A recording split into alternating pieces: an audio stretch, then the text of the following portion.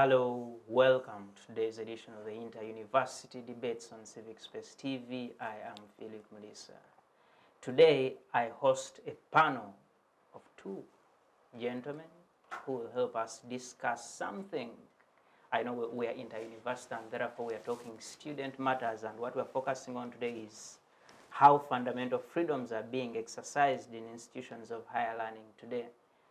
Now, what is higher learning?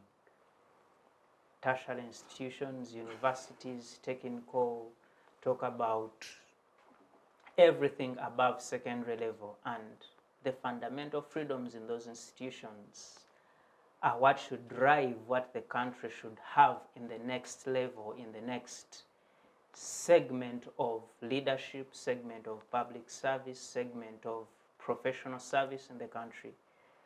Before I introduce the panel, I want to join the Buganda family, the family of the Ndiga clan, in mourning their fallen clan head, Omutaka Daniel Bosa Ruoma, who was gunned down a few days ago. I think, to be specific, yes, the night that ushered in yesterday. And it raises more questions of gun violence in the country and how security is managing to secure the people of Uganda. We join in mourning and we say, may the soul of the departed father of the clan rest in eternal peace. As I turn to my guests, I'll provide a minute to each of you to introduce yourself to the audience, and later on we delve into the conversation. I'll begin with you at the extreme end. Yes, our viewers, good afternoon to you all. Masawi Ivan is my name. I want to appreciate the moderator, CCG and Civic Space, for inviting me to join you today to discuss issues of human rights within our young people, where I also belong. Thank you very much. Thank you, Ivan Masawi. He forgets to tell you he is a member of the FDC Youth League. I don't forget. I speak it where it applies. Thank you so much. Yes, gentlemen. Thank you so much, moderator. My name is Akansasira Junior Victor. I am a global schools mentor and advocate on education for sustainable development. I've preached that in different countries of Africa, if not East Africa, to ensure that we have sustainable education in our schools. And I'm also at Fuhara Training Institute, and also study with Jain University in India, masters in public policy. I'm happy to be in this show. It's not my first time to join Civic Space TVs and programs, and I hope we really share issues of national importance and students' affairs. Thank you so much. And since you are in that line of education, then you have lots of information, but also answers to give us in the things that are happening in our country. Now, gentlemen, we are talking fundamental freedoms and how they are exercised in higher institutions of learning. I'm glad both of you are students, and of course at a higher level, masters. That means you've experienced it quite well. There is something you've done, and there's something to share. I'll start with you. Who is a trainer, who is going in this country? A former UNSA leader. Former Uganda National Students Association leader. You have very many things. I think you must, should I call it account? Yeah, he's responsible for the state. First of all, talk to us about the state of fundamental freedoms in our institutions of higher learning. Well, thank you so much, comrades. And I'm happy to meet my brother, Ivan. Yes. Yes, I have liked him because of the background of Ndugu Matanda, who is my long-time comrade. I think we met in the Chankwanzi in some training in 2016. Well, it is true I have been in student spaces from the time I was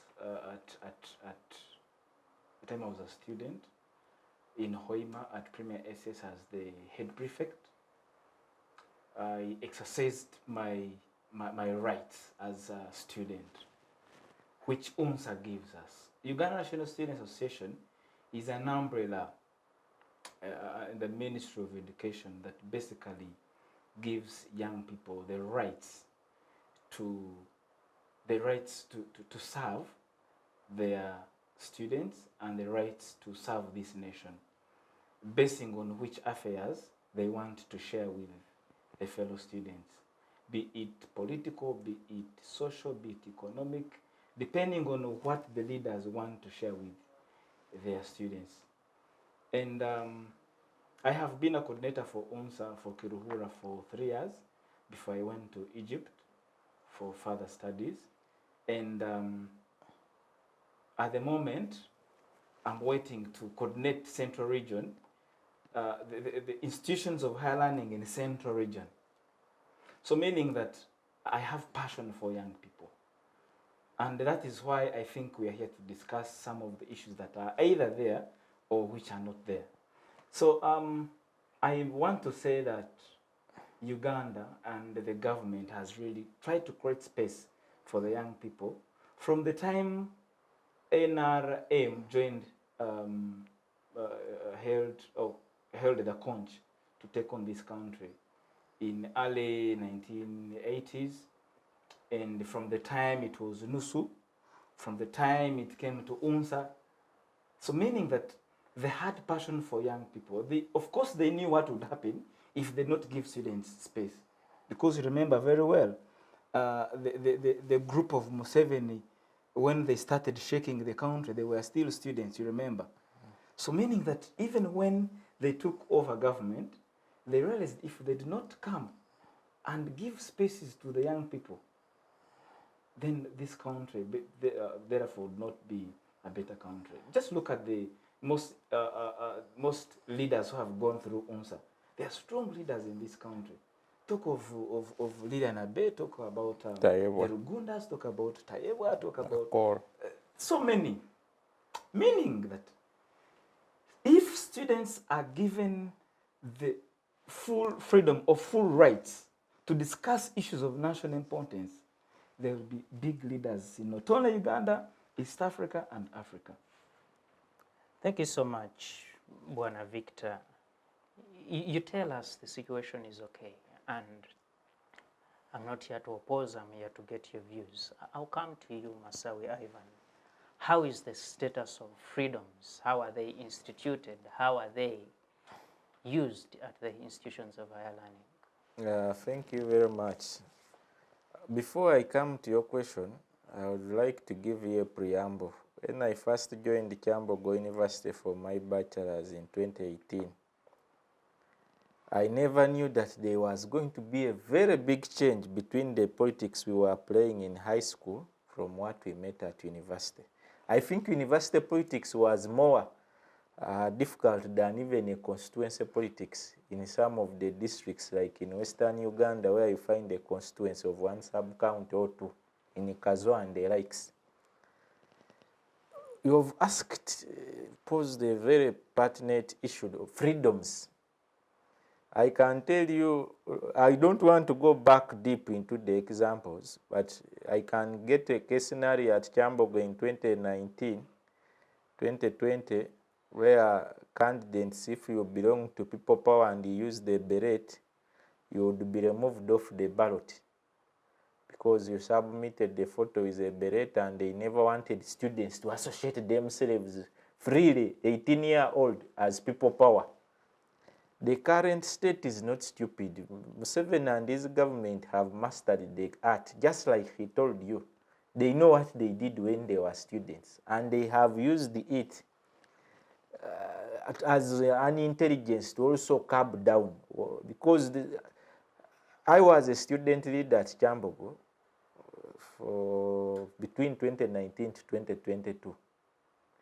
And I know the role a student has in national building. It should not be, it is not at your mercy that you're not supposed to participate. It is a role as any citizen, as any young man who wants to inherit a country. that you have also participated in its growth and fundamental upbringing of its democratic spaces. I think it all starts in universities, where you see if you went to parliament, the best, most vocal legislators were student leaders. The Vasalirwas from all coming down to Vasalirwan group. You look at the former speakers, Olanya, the Maos, around parliament. You will find that the legislators were quite different. Honorable Semujuan group, Honorable Mpuga. These were even chairmen of Nkoba Zambogo. Honorable Segona. Student leadership is used as a breeding ground to initiate you towards the transition of national politics. And it all starts at university because you are at a transition. But when you ask the freedom, I want to give you two case scenarios from Makerere. I had a candidate from the FDC called Justus running a campaign about with my brother, the Honorable Dangote Alliance Lawrence. Someone lost life because of the freedoms associated to university politics. I will come and maybe deep digger into where do I find went unwrong. We still had my sister, we always be here with her, Margaret Natavi, ran for guild president, but she was denominated because she held a rally or she met people outside her hostel when the university rules says, now no meeting people, and for her she was marginalized for being nope. Because other candidates were holding similar gatherings, but because they were not nope, they remained on the ballot and she was kicked out. The state has penetrated these freedoms to make a university election. Here in the universities, they have interests like Chamboga and Makerere to look as if any other national election where they want, because they know university students naturally are people who are demanding. And it is not by default or by design, by fashion, that university students are dissatisfied. With quite assurance in most of the government universities. I was in Chambogo. You have heard of unaccredited courses. So do you think unaccredited courses are budgeted for with lecturers who are enough? A university student ratio in Chambogo is almost, I think, around 300 to 1. Because there are classes like of first, where if you used to go there to campaign, I was an engineering student. You would stand in a class and think you're in a football pitch. But people are using microphones to teach and lecture. So I think the role of freedoms in these education systems because I think if government saw these spaces as the best way to build on the leadership it intends to transition to, the best way to invest to the quality, even issues of corruption scandals, what would be less, because there would be some bit of modeling and nurturing. The parties were playing a good role in, we set chapters, what, but because the environment, the political environment, doesn't allow, I think it is only UID whom I can consider successful in nurturing leaders far beyond the campus environment. I can honestly admit as if this we are first challenge. Thank you so much, Ivan. And you give a comprehensive overview of what the status could look like today. And reading from the both of you, he says it is quite well. The government has tried to provide space and many leaders have come out. And he says government has maybe taken over. Short, like he was saying, I have I started from Kavala University. I was a minister from year 1 to the time I finished university. I have gone through, I was even the speaker for Hope Initiative that was brought by CCG. I was a president for Foundation for Human Rights Initiative for Dr. Sewanyana Livingstone. And we've taken young people through these civic spaces, inter-university debates, human rights debates. And it is true, well, there are some issues. It is true there are some issues, especially in private universities. It is worse in government. In I'm fact, a victim of circumstance. I had never been arrested until I reached university. let me tell you how it is.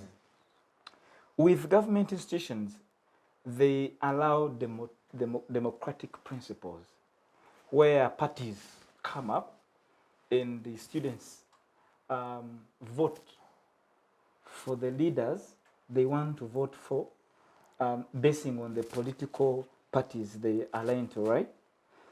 Then when it comes to private institutions, then there, because if I'm a director of a school, I'm a proprietor of an institution, and I want customers, this business. So probably I want to have clients from NOP, from NRM, from FDC. You get the point? Meaning that if students contest basing on political parties, probably government will disturb me. You get the point? Which is different from, which is not the case in the government institutions.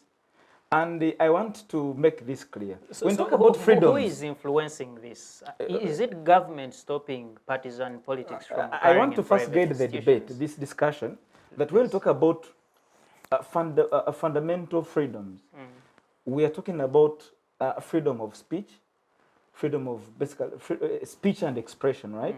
Freedom of worship, movement, and maybe association. You get this? So there are freedoms. There are freedoms in these institutions of higher learning. Maybe the issues are to the political rights. There's a scenario that happened. There's a scenario that happened at Cadre University. When I was there, I was a minister for education. I think this dean of students will never forget me. Cadre University, formerly it was a university which was established by a few people in Kavale and Kigezi. So they were enjoying the money they were enjoying the university. So when we came in, we wanted government to give us a charter and also give us a public status. So the leaders kept on crawling it until we stood up and said, no, we must have a public status, we must have a charter. So if we had not been given the right to express ourselves, I'm telling you, we would not have what we wanted. So at the moment, the students of Kabale University and the Kigezi sub-region are enjoying our freedoms.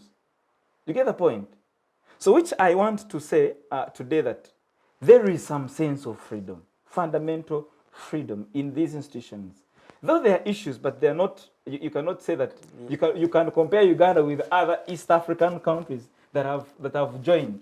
Talk of South Sudan, talk of Burundi, talk of Rwanda, talk of other East African countries that I know very well. Thank you. I think you're itching to say something. You know, my brother is very right to make a statement clear as that. In this country, once you attend Makerere and Chambogo, the image you will have about freedoms in university is different. Wewe is not fun. That some people always want to also run around. I was in Chambogo in 2019, part of a strike where a colleague lost an arm to a tear gas canister.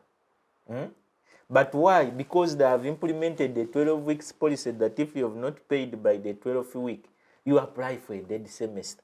In a public university, where government has gone absent, lecturers were on strike, no pay. Our courseworks and course units of the previous semester, no marks.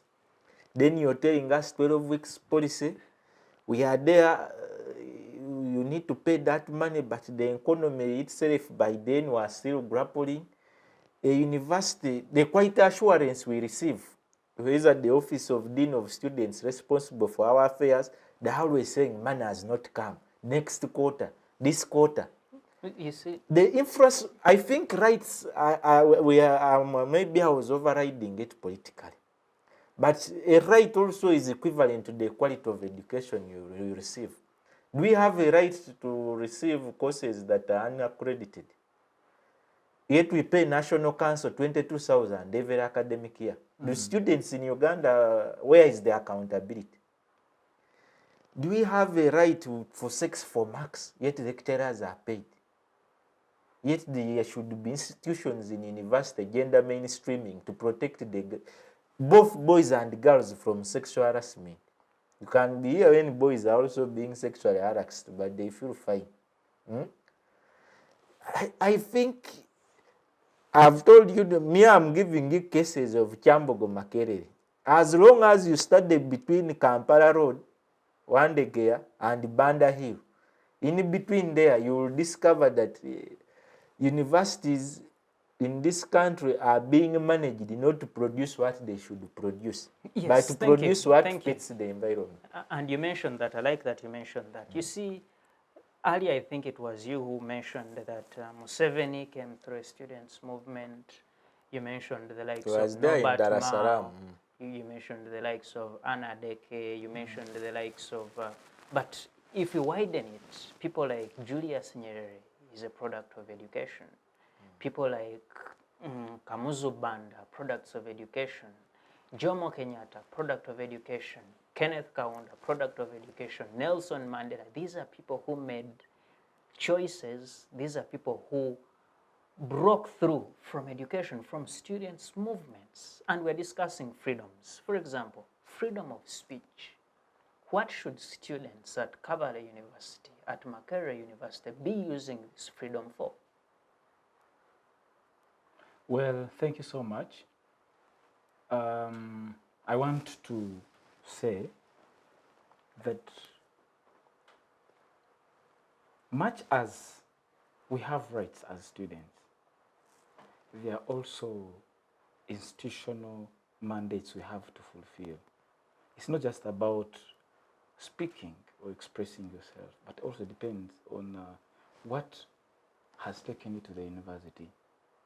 Yes, you have a right to contest, speak, express yourself, serve fellow students, but remember, there is one important thing you have to take at home, after all.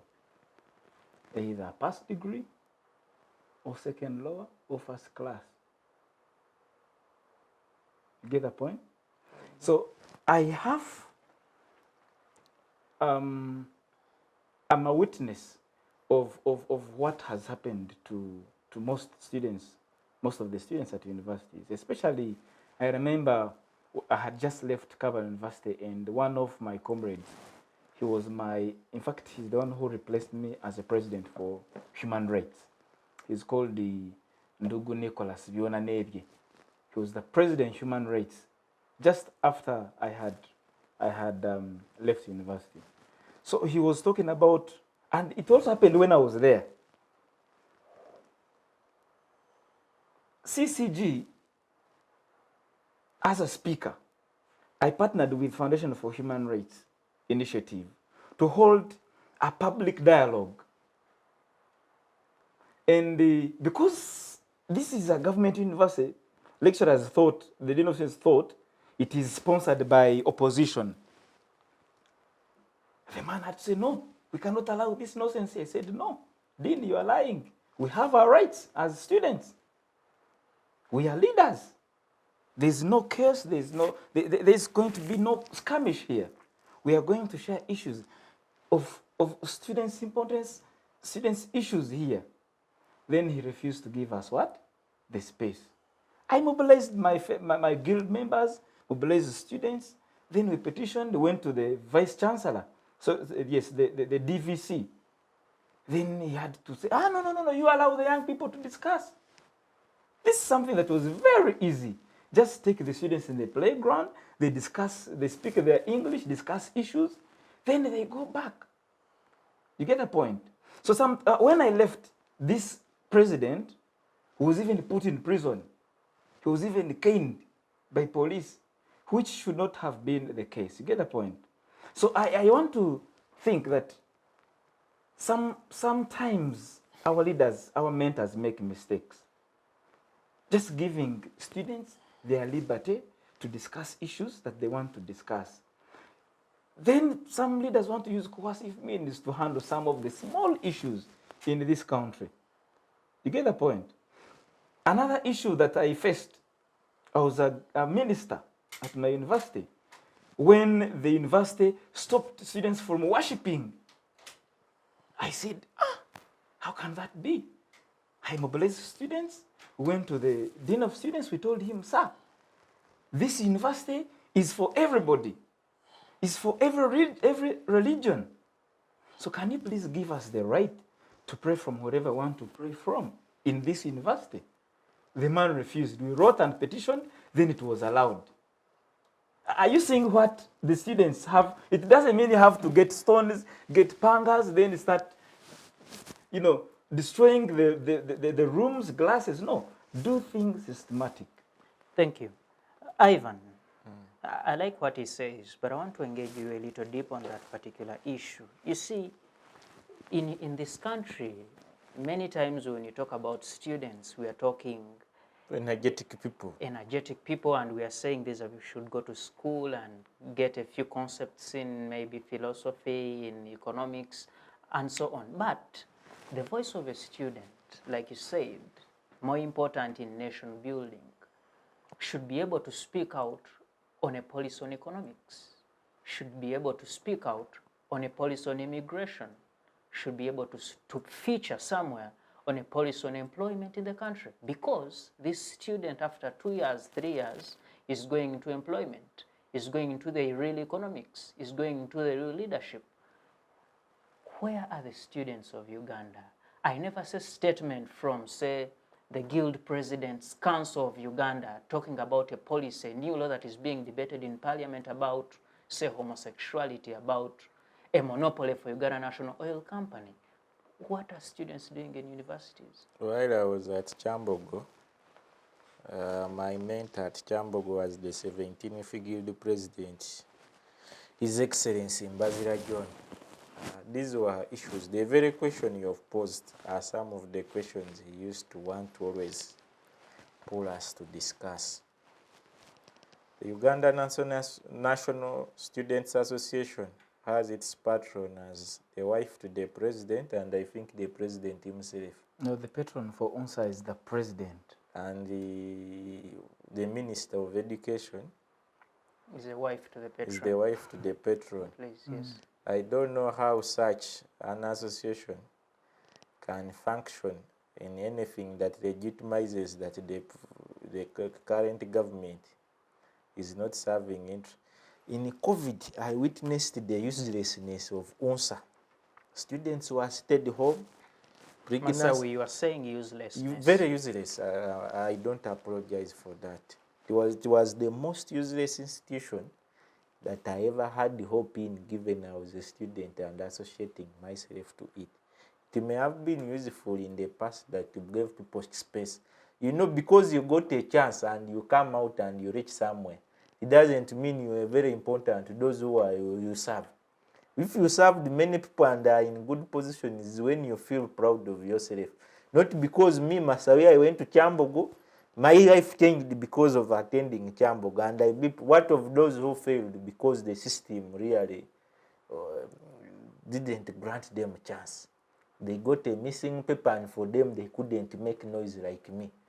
They got a retake which was ungenuine, and for them they are not vocal. And the leadership in place was too big for a Masawi. I think even us who want to use certain weaknesses of government to establish ourselves as leaders, we don't yearn to do so. I would have liked, I'm one of the person who keeps telling people I'm not proud that I'm in opposition. If there was a serious government, I would be very busy doing other things. But as I've told you, UNSA's performance in COVID that went silent on representing the student voice, they were just looking for allowances to sit in meetings, as if to come up and rise against a student issue, you need allowance to convene a meeting. You need allowance to take care that as UNSA reopened schools on such and such grounds, everything was left for people who have kids abroad to think for Ugandans. Because you see, schools were closed for 2 years. It was total lockdown. In between, sometimes they will be opened for 2 weeks, parents pay school fees, then they are closed, and that is gone. Opened again 2 weeks, closed, money is lost, students are not getting knowledge anymore, and there is no communication from anyone, students level. You've just answered where I was going. That is the uselessness I showed you. At least you've now seen the light. I think these associations should learn one thing, fit for purpose. Similarly, I think parties should learn that even when you don't get into power, at least struggle for the Uganda you yearn to see. And I ask, where did the cohesion go? Because an issue like education, like a school is closed, should be able to call on students from Chambogo, where you are, Makerere, Busitema, Kabale, whichever university, These and they said, let us march to parliament. My brother, we shall waste an afternoon here for the viewers to confuse them for nothing. These universities were politically weaponized. To be a VC, you are approved by the president. You need to be an NRM cadre. Yeah? If you like Stella Nyanza and the group, you'll get it rough. And you say NRM people and cadres are not people of good intention for this country? Good intentions, you go in these universities and look for their children. Theirs they take for scholarships in China and the likes.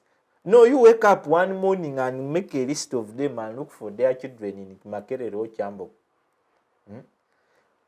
I think we need to be honest. Institutions in this country have been politicized and they don't exist more. What you then say is that the leadership of this country is deliberately lowering the quality of students and universities and higher learning institutions in this country. You can never discuss education and shun away from the leadership and the governance of the education. This education all begins from down at primary level, where we have an enrollment of 1 million. To come to senior 4, you find 400. You come to senior 6, you find 200. So when I joined P1 in 2005, being taken back to repeat, we were around 800,000. We reached P7 in 2011. We sat around 500.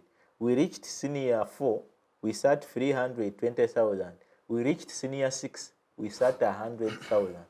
That drop rate alone in education, and even the quality of education, is why you see them grappling with even syllabuses. But we have given more attention to inter-university since it is a university show. But I want to tell you the person who should be baked for university.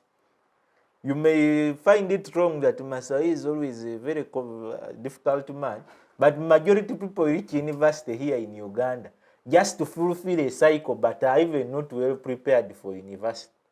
Thank you. I want to, and he raises a very important point. While releasing the primary leaving examination results a few weeks ago, the Minister of Education did say that there are 1 million pupils that cannot be traced. And they went on to say that intake at P1 was about between 5 to 7 million. And by P7, they only had about 1 million pupils. But of course, about the similarly, the same trend comes to university. You imagine we are admitted around 14,000. Graduation, we are always 10, 9,000. So I think the whole thing is education has been turned into a business. We cannot discuss the education rights in this sector when education is expensive. Even achieving quality education is now too expensive. You in the education sector. You produce a kid, you're already worried. When a minister says 1 million pupils cannot be traced, and the word is traced, in this country, when you go to school, when you take a child to school, the names are recorded, the names of the parent recorded, contacts taken, the teacher without an office. The school has an address, the head teacher is there. How can 1 million pupils not be traced in this country? Well, I don't want to politicize education, but I want to say personally that there are really issues in education, in our education system. Well, it has been, like my brother is saying, it has been so monetarized. I've paid the price because I tested UP and USE at the same time. Just look at good schools in Uganda. They are very expensive and nobody is concerned. But I think I want to say this as a trained cadre. I want to say I'm a writer. I have written on this severally. I've written about education for sustainable development just because of where I'm seeing the generations to come. If you look at how expensive good schools are in Uganda and what is happening in our own government schools, where you find teachers are meagerly paid, where you find if a teacher is there is not bothered at all, it means we shall not produce bright students. But I want to say that we are the ones to correct these issues as young people, right? And you come out, they beat you and arrest you. We are here. How many to discuss strikes? these You issues. see, Victor, before you even talk about the correction, The because spaces, we are discussing the spaces are key. we are Are there discussing spaces for activism about education? Because education activism is non-political. Let me bring this out. We are discussing freedoms and how they are exercised. And he did mention that actually the people we see at university are people groomed from primary through secondary to university, some through the technical institutions, of course. There is something called curriculum. The content we give our students, the content we are given as students, you're a student, he is, and many other, the millions out there. Let's discuss this content. Recently, the Uganda Curriculum Development Center came out to say that the curriculums we are running are actually expired. The things we are teaching in science are no longer practical. The machines physics students are training on are machines that no longer work anywhere in the world, not even in our own country. You are training on how to put together a car, but you're training on a car that is no longer produced. We are going electric, and we are learning on cars produced in 1980. But for the curriculum, Is the content also part of what has made students be not so active in what they should be at the university? what I know as an advocate of education, I want to say this with authority, that the new curriculum is basically to bring sustainable skills to our nation than how it was before. You remember? That's the intent. Yes, that's the intent. Yes, we have to pray that what they plan comes true, right? Because Uganda hasn't produced the first batch of the new curriculum, right? You see, when you say you took the intent, and that curriculum has been outlaid for 4 years now. The people that started with it have completed senior for this year. No, they haven't. They are finishing this year. They are finishing this year. You must be close to education, and you must hear stories such as teachers do not know what to teach. Teachers are not skilled enough. They do not have equipment. A student is supposed to do a project in engineering, maybe repairing a car, but the school does not even own a bicycle. They do not have. How are we addressing these gaps? Yeah, like I said at first, there are so many issues within our system. Most of those practical or project-based learning. In fact, I'm an advocate of project-based learning. When you find, for example, I did English literature. If I want, for example, to train my learners on how to write good books, on how to do a project on maybe educational technology, that needs a lot of money to do with research.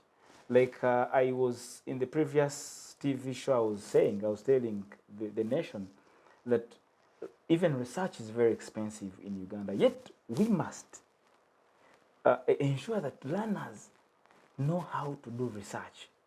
Yet data and internet is very expensive. Remember the rate, how it was taxed, comrade.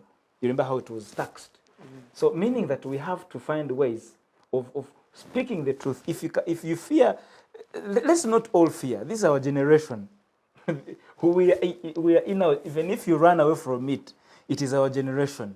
Whether in opposition, whether you are in government, whether you are son of who, when things go wrong, they get back to you.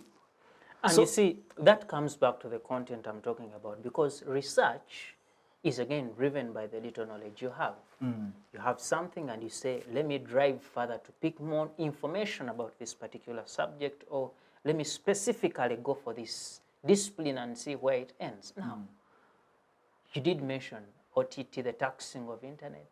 You did mention today if you want to access specific information from government, of course there is the Access to Information Act, but every bit of information, most of the bits of information from government, you have to pay some money to access this kind of information.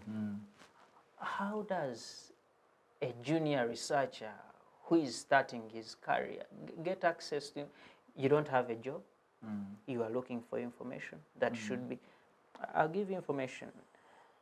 Countries like the United States of America, the amount of money they spend on research, countries such as China, No, just go here in Kenya. is more than the money they spend on. Just go here in Rwanda. They are far off better than Uganda here. Why When it comes to issues to do with research and accessibility to internet, they are better than Uganda, which I think we should not blame. It's not a blame game. And we have to stand up together and speak these issues. The results speak for themselves. Where Rwanda is now speaks for itself. Where Kenya is speaks. Where is this Masawi? I don't want to go, this at least the ordinary viewer knows. My first trip outside Uganda, outside Africa I should say, where I was still a student, was to Germany. And when I reached Germany, I was really disturbed. But when I went to a daycare of students who were as old as 8 years, they were being taught using tablets deep in Landsberg. Landsberg is just 80 kilometers above Munich. They are using tabs and computers. They have smartphones at 8 years, yet I first held a phone in my Form 4 VAC. The IT literacy they were implementing, given the environment we are going in, the intelligence quotient they were building to match the consumption of the market in terms of human resource but also productivity is something I felt that even when we try to gamble with this new syllabus, we are still late. I think we need to get interdisciplinaries to build what best addresses our gaps. There is an Education Policy Review Commission that has been sitting lately, trying to sit some of the senior education officers who have served, the likes of Fajiru Mande, the likes of Professor Mondo Kagonyera, Tashas Kagwejere. I've been having a lot of interest in following up their recommendations for amendment. And I've discovered that it is just like any other institution in this country. Our weakness is not good policies or time to make them or what. Our biggest challenge is good intentions towards what we want to achieve. Just like you see it in education, it is the same wing with health, the very problems. They're just good intention to do something simple as health, primary health care or health insurance. You come to electoral commission, just more like reforms or what. Our intentions towards, okay, I can say the state intentions towards realizing. Because if some are realized, then the competitiveness of privatizing the education things will have to decline. It is just intentional that government has killed its schools. A direct question to you. Do you think the NRM government, which is in power today, fears streamlined systems and institutions in this country? When they A yes or a no? No. Thank you so much, and thank you so much, our viewers, for keeping it inter-university debates on Civic Space TV. We are heading to a very short break, and we shall be right back. Digital rights are those human rights and legal rights that allow individuals to access, use, create, and publish digital media or to access and use computers, other electronic devices, and telecommunication networks. Digital rights include a right to freedom of expression, information and communication through technology, a right to privacy and data protection, a right to credit for personal works, a right to universal and equal digital access, a right to identity, a right to anonymity, a right to be forgotten, and a right for protection of minors, among others. The state's digital rights are frequently violated through various unfair actions, for example, blockage of websites and social networks, theft of credentials, unauthorized use of people's data for personal gain, privacy intrusion, online censorship, arrests and intimidation of online users, internet blockages, and the proliferation of laws and regulations that undermine the potential of technology to drive social, economic, and political development worldwide. It is hence every citizen's responsibility to respect rights of other digital users and to speak out or report to the responsible parties when one's rights are violated. You are still on Uganda's leading freedom platform, the Civic Space TV, and this is today's edition of the Inter-University Debates. In the studios, I have Masawi Ivan and Mr. Victor Akansasira. Yes, you most welcome to the show. Now, we are discussing fundamental freedoms in higher institutions of learning in this country and how these freedoms are exercised in these universities and other tertiary institutions. Where we left off, we were talking about technology and how we are planning our education system so that we can create people who are fit for purpose in the universities, but also as they live. Ivan, I come back to you briefly as we conclude on that point. You were talking about your trip to Germany and how people as young as 8 years were studying on tablets and having smartphones. Come back to my country. You go to universities, students are studying on blackboards, the traditional blackboards. Our morals in the families, your grandfather will tell you, oh, you are giving this secondary boy or girl a smartphone. Why? They're going to get spoiled. Where is the balance between this education and the modernization in society? Briefly. Where I was concluding my point before we left off for the break, I was showing you how the education sector has been captured, and today now, if you're from a family like mine where I came from, where I tried UPE, USE, if you hail from Bududa like me, it is for survival. It's why most graduates don't look educated people, but they are graduates. They have been prepared to survive, but not to build or begin anything new. Not to develop or not to initiate or to innovate, but to be taught to survive. To see a job as a permanent solution for your life. Whenever we are discussing jobs, not the quality of the people who are coming for the jobs. That is where the country has been reduced. But coming back to your point, education is funded by a government, by the taxpayers. As long as citizens pay their money and then they receive what is not equivalent, that is also, their right has been violated. I'm not a legal scholar, but I know you're more exposed in legality. You also know that that is also a violation of a human right. The biggest issue I have with Uganda's education system, that even with the sleeping ministry, sleeping citizens, we are sleeping in terms of advocacy and activism for the rich have decided to play it safe, to play your card safe. Take your children to the best schools, ensure they get 4-8, pay 4 million for a senior 1 kid, or 5 million up to senior 6, pay 5. Good enough. You need to begin stealing maybe money from government to set him how he will survive. But things will change. The education that is not looking at brain development, that is not looking at the environment, that is not addressing the gaps of a country, that is not addressing the future. We have a national development plan. Whenever they are designing it, you never hear that maybe NDP this, NDP 3, NDP 4 is being aligned with the curriculum in such and such a way. The Vision 2040 was aligned that we need search for vocational Ministry of Investment is handling with education. They are integrated to have a certain output.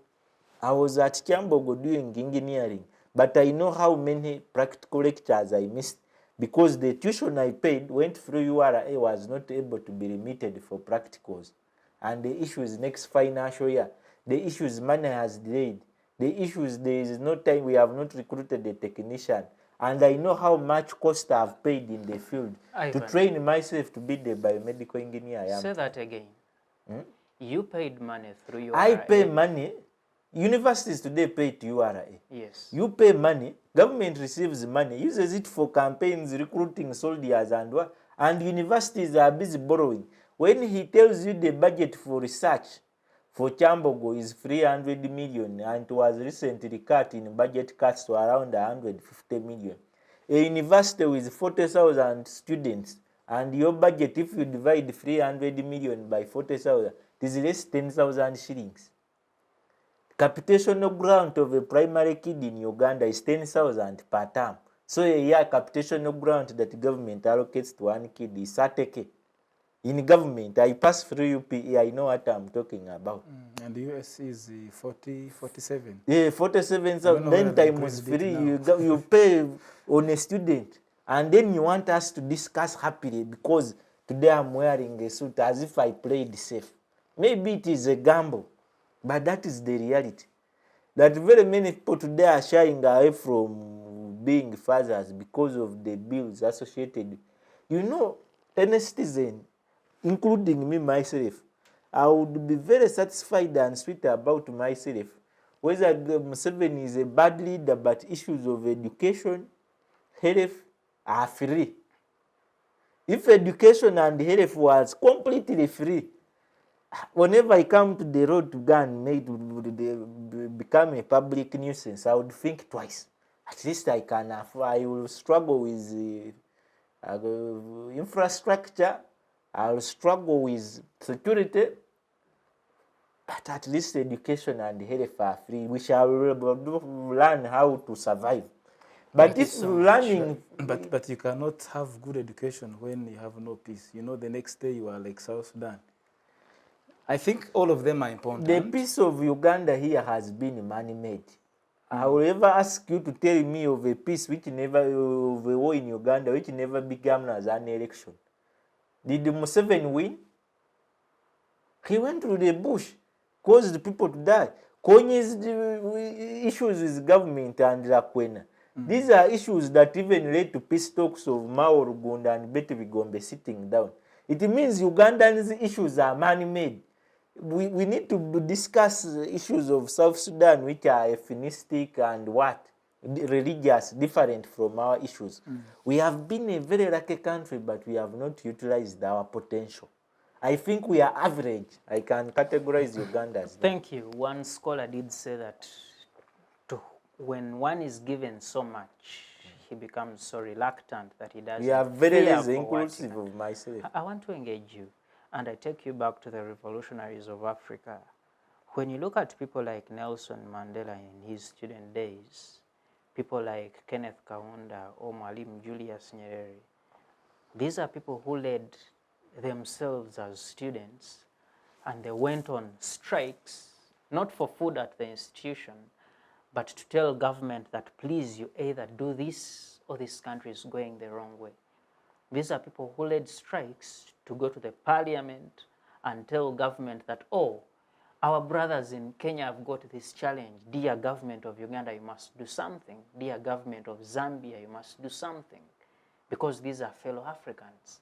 Why is this Ugandan student at the university in the Pan-African spirit? Thank you so much for that pertinent question. But are they even intentional and patriotic about their politics and governance? They are raised in an environment that compromises. They see it as chaotic, you will be beaten, you will be arrested. It is for thieves, it is for the rich. Because today to run for any post, you need to have money. Even the president, you spend over 10 million shillings. Maybe before we even talk about, and I'm sorry I cut you short, but we complete that. When you talk about the chaos, world over there is chaos in politics, world over. In 2021, you had, after the election, Donald Trump talking to his supporters and asking them to go to Capitol Hill to stop the confirmation of the win of Joe Biden. Joe Biden, yeah. 6 people were killed, about 456 arrested, and they were sentenced to anything between 5 to 15 years in prison just for coming to express their discontent with the electoral process. How better can this country be politically? Those are lucky they knew what they were doing. In Uganda, people die even when they don't know what they are doing. Thank you so much. I'm speaking out of fact. I've seen Ugandans die when they even don't know what they are doing. In the book Betrayal in the City, I have one sharp gentleman and a lecturer, Mr. Mosese, who says that when the entire nation, he says, when the entire nation is, that's what? Then it is not enough to say that the man is mad. It is true there are issues in this country, and he says that when the madness of the entire nation disturbs the solitary mind, it is not enough to say that the man is mad. Yes, there is a lot of madness. I want to say that, like I've often said, like I've always written, this is our generation, and this is our time to speak what is wrong and correct what is wrong. The student of this country, I want to quote the over 15 millions. 15 million students in this country. That you can say the 15 million in this country who are students. The over 15, in fact, they are over 15. But also the more than 15 million who should be students but are not students. Are not students. You can also. So we are basically quoting those who are learning. Yes, of course, there are other millions that are not in school because of issues. Of course, now, for me and my brother, we are in the city, in the urban areas. We don't know what is happening in Karamoja. I'm in Bududa over the weekend. In Bududa. So there are always pregnant at reports 13 and 14, that come so from Bududa. I have been in a campaign, and I've written about this, that has been published by Red Paper and the Watchdog, about the campaign for pads. I saw a report in which district, was it in Bududa? But in the eastern Uganda, where I saw young ladies using the mats, using sand, soil, so that they can go to school. Government should offer free a sanitary pad of. Are you seeing? Less than $1. I was asking. Not even 50 cents. I was asking our senior leaders, the likes of Marie Antoinette that we have in government. Can buy pads for financial year. If you can manage giving free mosquito nets to prevent us from malaria, if you can manage to give free condoms, having no a condom in every corridor. bar, every corridor, what does it need to have a free pad, at least one in every corridor? If you can manage to share, pocket, over 500 millions, if you can manage giving a few vehicles to the former speakers. And now there is involvement of former prime ministers. Not former prime ministers. If you can manage to bag those millions of money and give them to people. 700 million per vehicle. Are you seeing that kind of spending? What about this young girl who cannot manage to go to school because of a pad? Can I say that, we are just discussing politics, but there are very important issues that we need to discuss. So just look at this student, this girl who is not going to school because of just a pad. Yet, if I would be very happy, I want to take most of you to Fuhara Training Institute. It is just it just started just of recent. They are into skilling. They are training how to make razor pads. Just look at programs like bar soap, candles. How many villages in your community that don't have power? What about the biggest climate portion change? of my district doesn't have power. So at Fuhara they are training how to make repellents, mosquito repellents, candles, and the jelly. So that if you smear this, you smear yourself with this jelly, you are not only looking nice, but you're also fighting what? Mosquitoes. Can't government really think that way and have those programs And you see, in our institutions? Akansasira, my concern is, how do students like yourself at universities like Masawi here get to push government to think about these primary school girls, these secondary school girls who even do not have information about menstruation, who do not even know how to handle themselves when this period comes? How do you students push government? You see, when you ask me the question of how, then I will send you to the early 1970s. Yes. And we cannot, there are no bushes that we can go back to the bush. Maybe we have to write. We have to engage like such a space. I want to appreciate CCG and the Civic Space TV for such platforms. You know, when you don't invite us to discuss these issues, they'll keep there. We shall keep in lamentations, and nothing will be done. Let us also task the students' umbrella, Uganda National Students Association, so that they should wake up. They should not just look at you saying about COVID-19. Yes, there are issues because there was a serious lockdown. It was affecting everybody. But UNSA, maybe the leaders, my comrade, Mr. Okot Francis, the current president, I'm one of the people who mobilized for him. I think him and his leaders, plus the ES, Mr. Tuskin Cherukut, they should wake up and have these issues that are really affecting young people in this country. I will be very happy to see students in this country hold these Manila papers and say no to maybe campaign for pads, reusable pads. No. I would be very happy to see these young leaders say, advocating for maybe a minimum pay for maybe for these expensive schools, so that every student can access quality education and affordable education in this country. Yes, you are coming now.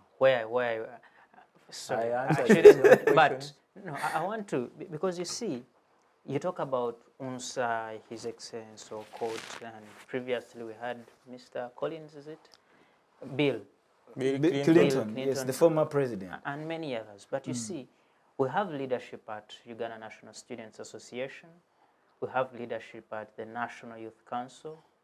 Whether it's as national as it should be, I do not know. It's for the youth. We have leadership at Parliament. We have youth members of MPs, Parliament for the youth. And these are all matters, because education, mainly it is the youth. We also have the Ministry of Youth. In this country, we have a minister and an entire, down drop of this. We have youth councillors at the district, youth councillors at the sub-county, parish level. The village, you have a youth representatives at the LOC1, committee. There is a youth person there.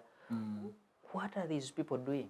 And certainly you're in the politics. What are you politicians as you youth asked doing? him a serious question. I should say, I have tried my best and I'm still trying. I'm not sure whether I'm about to fail or I'm about to win. But whenever we discuss these issues, they should never be reduced to politics, because you could never know that you may be in this generation, you're lucky your family is in this state. The next generation, things can be different. When you ask that there are a lot of youth leadership and leadership of young people, education in any country or in this part of any part of the world is not about young people. Even the mature, even me, I'm once going to leave youthhood and I'll be an old man. But the quality of education I receive will give me an advantage towards what I add to Uganda. If I'm overqualified, it means I can even make money externally and I'm more taxed, I'm more unemployed, I'm more productive. A country benefits. The Speaker of Parliament is in the list of women who in the last year have given birth to twins. Should we say she was a youth? But she's a parent. The people who produce children who go to school are not youth. They are parents. They should be more concerned about the future. where was I going? That in this country, the biggest challenge we have is as long as the people who want power have power, the other things are subsidiaries. The essential is the chair. The other things, I have given you an example that I read the Green Book by Colonel Muammar Gaddafi. When you read about Libya's case scenario, there is no one showing he was dissatisfied with education or health. The issues that were infringed into them to get issues with Gaddafi are not related to service. In Uganda, our biggest challenge we have, Museveni, we know him, he has been so good at security that we have excess. We sent peacekeepers in Congo and they were returned. After we have even promised to make them roads, they returned our peacekeeping mission back. We sent Somalia, AMISOM is saying it no longer receives the money. It is returning. We have soldiers in Sudan. He was there, he can tell you. Uganda has military presence in Sudan. Not just gambling, but barracks. Whenever there is any small conflict around, we are the big boys. How many do you need? But I don't think that is the only priority. We know it keeps you to power. But the issue of education and health, they don't only keep you to power, but they even ease the cost you use to keep yourself to power. He would be using very little on employing soldiers. I think by now it would be like Japan, using more of intelligence than even what? Saying we have 1,000 soldiers. Maybe we construct drones in Nakaseka and they do that. So that these people can be used in other lacking departments. But even the cost of administration of this country has increased because of their education. The low productivity levels in all the ministries, those are functional, non-functional, rotten and not rotten, is because of the education of this country. Once education teaches you about survival, it is a guarantee you will be corrupt. Because once your education is compromised, it means even your ethics and characters are easily compromised.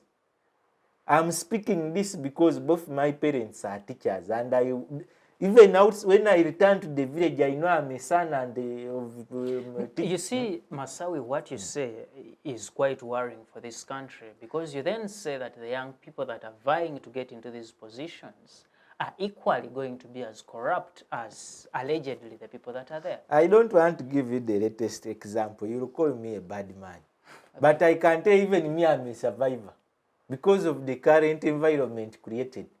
Because you need to compromise your ethics and character to struggle to fit nange kampitewo. Let me paint for you a picture. Today, you have a cabinet of 81 ministers in this country. 81 combined state and full ministers. Cabinet. You have parliament of 557. You have RDCs 147 or more. They increase every other day.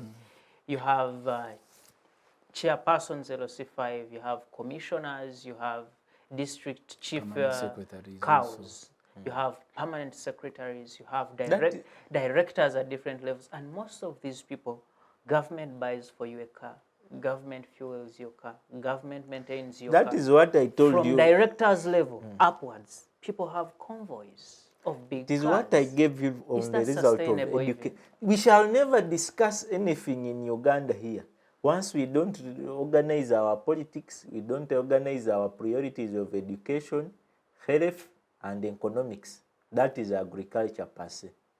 We shall always pretend, but as long as we don't address those at daytime, not at night, the way we like operating. Maybe briefly, as I bring him on, you mentioned agriculture. You know, everything in this country is subject to some kind of discussion. I was going to give you, you know, it will be a disservice to mix those things with the topic of, we are on education rights. Yes. But you see, rights and freedoms have reduced us to discussing the poor status of education. That is, there was no right and freedom we are going to discuss about in Uganda's education. You can't discuss of the right of a person who has been beaten and is already lame. That now a lame man has this right. He's You first break the legs, and then you say we now need to discuss his rights because he's now lame. Why did you beat him in the first place? Let me engage Akansasira here. Freedoms vis-a-vis responsibilities. Usually, many people in government say these young people of today talk more about their rights and freedoms. And but they they are chaotic. Yes, they are chaotic and they pay Now, little how attention. can such a man be accused of being chaotic? They pay little attention to their responsibilities as young people. Are young people in this country, you and I and him, are you not responsible? We are not. I think the issue of responsibility is, it starts from the day you are born. So when you are still a child, what are your responsibilities? When you get to school, what are you responsible of doing? Then when you grow and you go off school, what are you supposed to do? So I want us to understand that the rights and responsibilities, somehow, they differ, though they go hand in hand. For example, if your parent sends you to school and you escape from school and go to the club, or you escape and go for other things, maybe, therefore you're not responsible. Yes, you have a right, but you're irresponsible. You don't know what took you to school. So when you do such and is against the school rules and regulations, then the rules are clear. They'll say, you bring a roll of barbed wire or you expelled from school. You'll not say that is my right, because the school has its own system.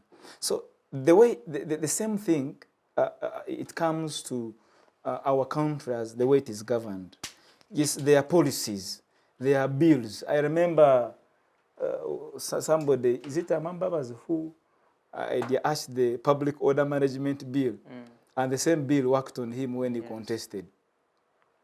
So whatever we are doing, we have to remember that everything we are doing has it has a price tag.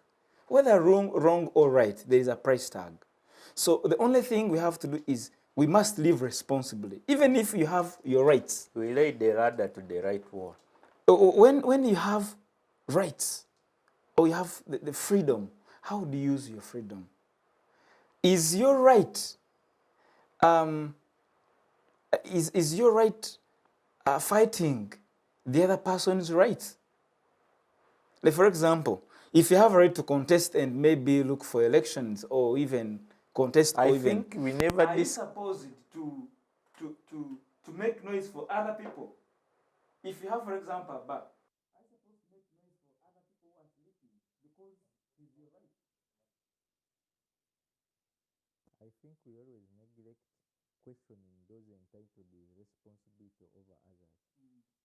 Do you know that the other one is right, that you need to serve him because he's paying you and he has entrusted you? He pays taxes to facilitate you to do service. Is it okay? Yeah. So with rights as per leadership or governance, right governance, as citizens of this country, we have rights to receive services because we pay taxes. But when it comes to... You see, Akansasira, let me give you a quick example. Government sets up electricity transmission lines. Someone comes and breaks them down, goes to sell to get something. So that one has a right.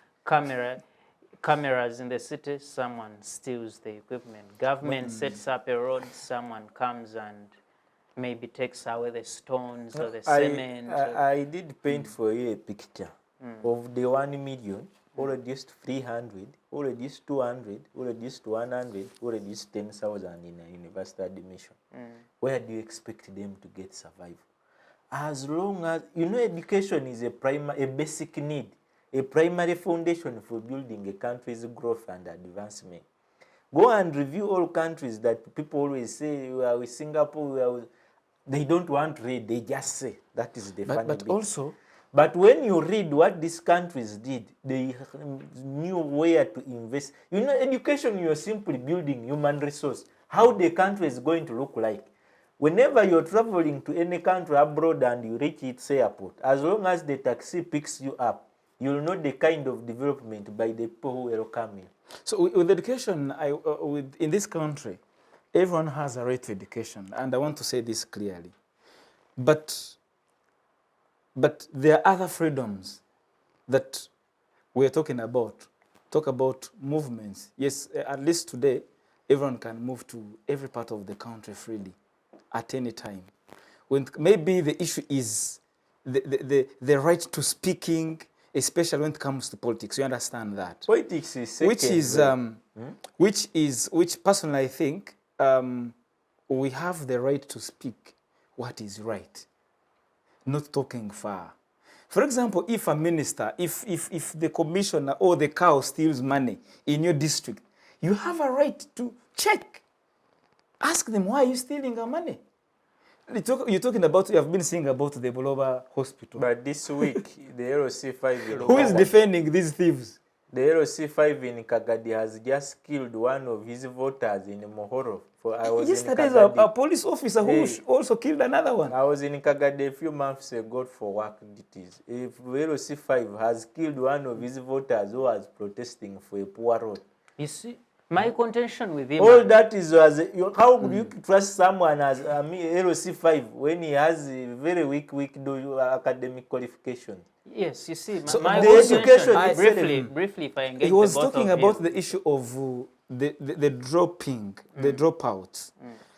Well, the different people, different students also go off when different levels of education. When, for example, if we're 1,000 and we finish in the same primary school, doesn't necessarily mean that we shall go to the same secondary schools, right? And probably others will go to technical institutions, others will go to business, others. But if the issue is education systems, we have a lot to do with our systems. We need sustainable education. Yes, sir. Mr. Akansasira, you give us a good example of the responsibilities and how a child has responsibilities at home. But also in that responsibility I have as a child is the fact that I learned this responsibility from my parent, from my elder brother, from the chairperson LOC1, from the chairperson LOC5, from the member of parliament, from the president. What are those people doing in our country? Are they good examples for how responsible we should be as citizens? That's a very good question. I've said this for more than once, more than twice. We lack patronage in this country. I have, previously I was in the show of Ndugu Kidega. I was telling them that this country lacks patronage. If people are stealing money and nothing is done, so who should check them? If the president is somebody, a minister steals mabati for the poor of Karamoja, somebody pockets billions for Luo Hospital, somebody pockets billions for different city schools, and we are watching. So it means that our seniors, the people who went to the bush to liberate this country, must wake up. You know, that hospital has been given a new name, the Ugandan Underground Hospital, but also too, when you speak to the president watching people, there is also a discussion in the country about the budget of the president, including the famous classified expenditures and the supplementaries. In our books of law, the president should get a maximum of 20 billion shillings. Today, when you look at the budget of the president, it is anything between 500 to 900 billion. Is he the right person to talk to these people who mishandle the money? But that's a question for another day. I want to come to you, Masawi, Ivan. We talk about political parties and the many things. Many of the political parties we see, many of the political movements that occurred in the past are things that were initiated in the universities. Today now on our political spectrum, you see things like the Patriotic League of Uganda. We saw People Power in the recent past.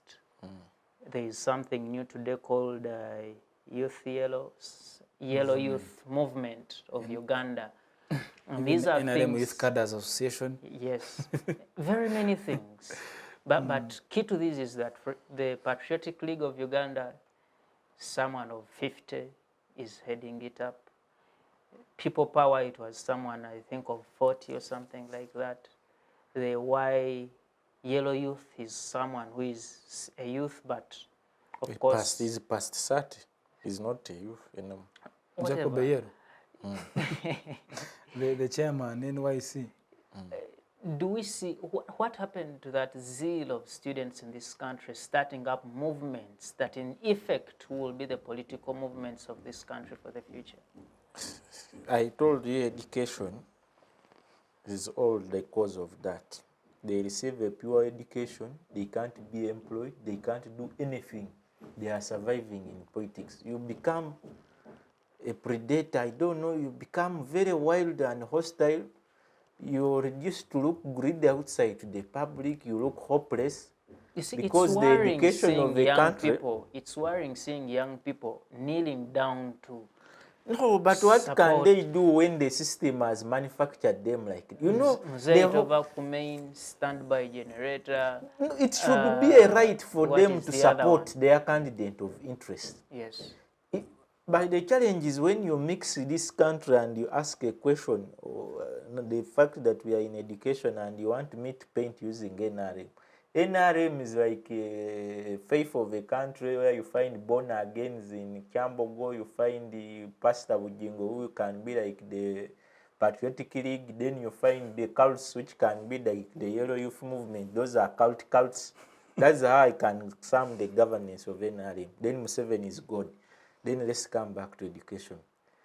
The education was supposed to help him spend less on such individuals. Where would these people be? They would come and meet and sit when they even have the power to say to determine who is their president.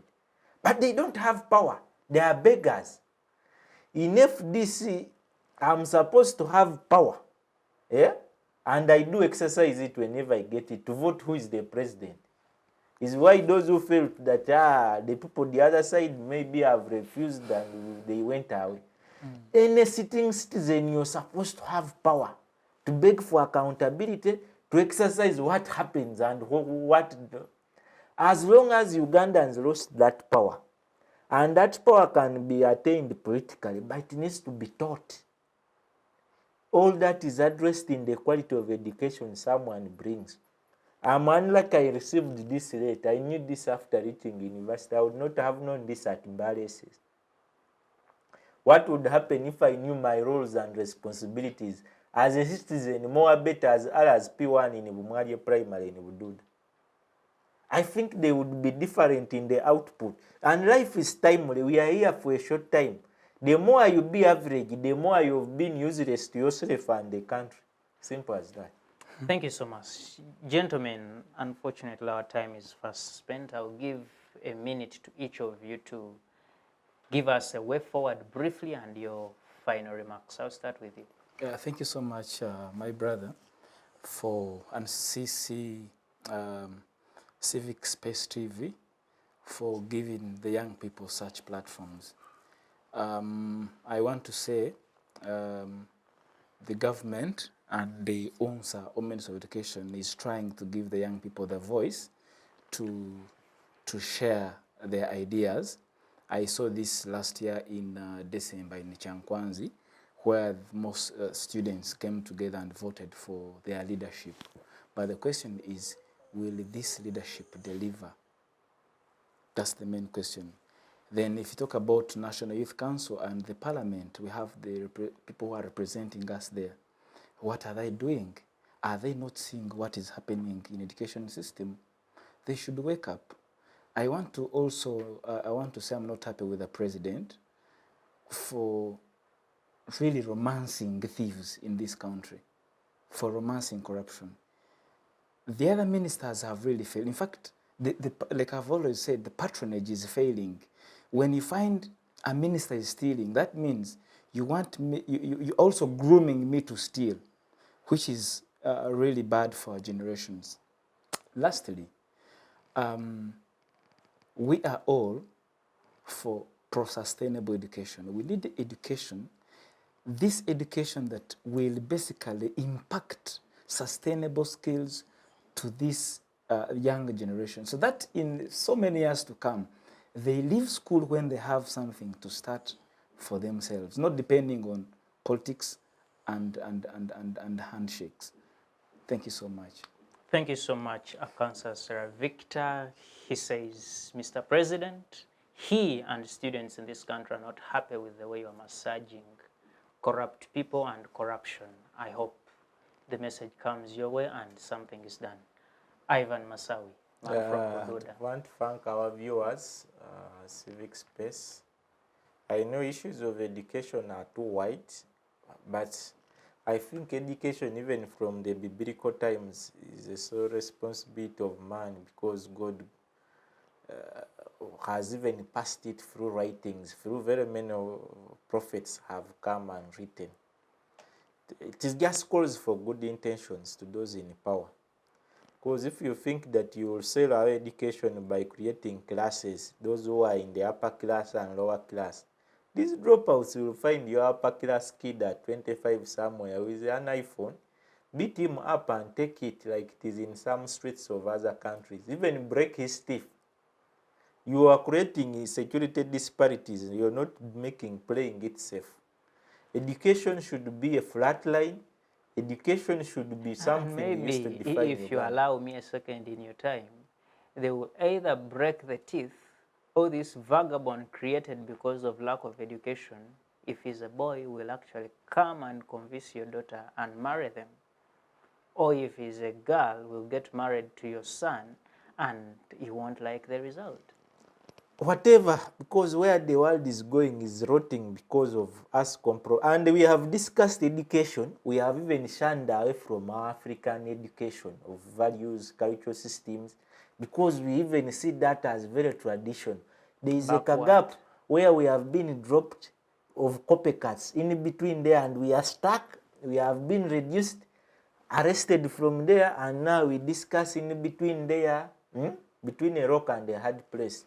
But I request to our viewers, to whoever gets this message, let's be intentional about being equal. And this can be best done through a proper education system that is free, affordable, but quality. Thank you. Masawi Ivan, thank you so much for that message and for the information you give us and for being with us here today on the Inter-University Debates. Akansasira Victor, thank you so much for joining us today and for the amazing thoughts. And to you, our viewers, thank you so much for being with us today and always on Civic Space TV. Remember, this is made possible by the Center for Constitutional Governance. We appreciate the effort done by that particular institution in widening but also making citizens of this country aware about what is civic and rightfully theirs. A special message, I want to send my condolence to the people of Eastern DRC. There is war going on in there, and there is a threat of actually widening of that war. We call for peace, we call for a sustainable political solution to that conflict, and we hope guns on the African continent can be silenced. Special thanks to the people behind the machines, my producer Malcolm and co-producer Pal. From us we say good evening, and may you have freedom always.